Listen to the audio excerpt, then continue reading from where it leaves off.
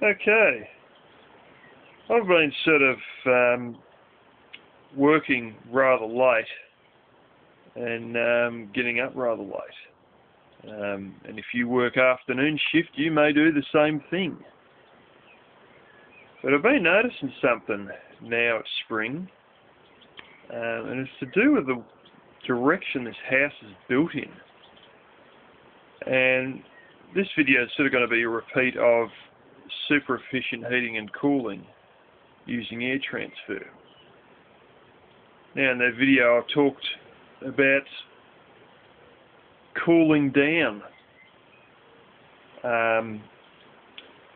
my bedroom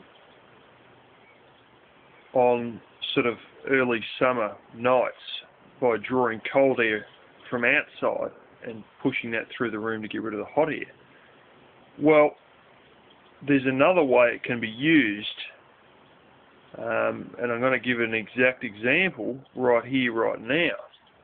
Now it's 10 o'clock in the morning, it's about 10 past 10, and out here it's lovely and warm. I mean, it's about 70 something Fahrenheit, probably about 71 Fahrenheit, around 20 degrees, 21, 22, something like that.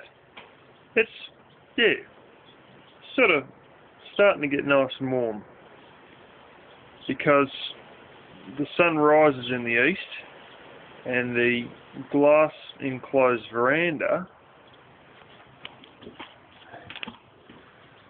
and I have all my clothes horses in and all that to dry the clothes. That is also on the east. So it's quite warm in here. But it's sort of been getting cold enough at night. I had the wood heater going last night. And then here, in my very dark bedroom, it's actually a different story. It's quite cold. Now, because of the double gable roof, and primarily due to the large amount of insulation in the roof space, it's still quite cold in here because it was cold when the fire went out in the middle of the night, and it has remained cold because it's so well insulated, and the sun is yet to hit this side of the house to warm it up. So what you can do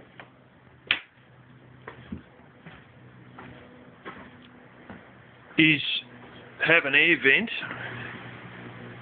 like some sort of a, well, like those ducted cooling or ducted heated pipes, or even just a piece of PVC plumbing pipe that enters this area and basically runs along part of the wall back into the bedroom. And then what you have is, some of you guys may have seen these, and I've seen them for sale a while ago at a place that sort of brings something out for a week or two and then gets rid of that product and then gets another product in for another week or two. But I think I can just go and get them at most electronic stores that sell sort of shops and sell sort of TVs and accessories and all the computers and knick-knock-knacks. I'm pretty sure they got all this stuff too in the accessories section. And what it is it's like a power board, and it's like one of those ones where you got like one plug and then you got like 4 points you can plug into, but they're remote control. And you got this tiny little remote. It's only like about 3 inches, and you got 4 buttons, and each button corresponds to one of those power point connectors. Now all you'd need to do is get a blower, whether it be a 240 volt computer fan or a few of them, because those little computer fans you can get those in 240 volt or 12 volt. So you can either get a number of those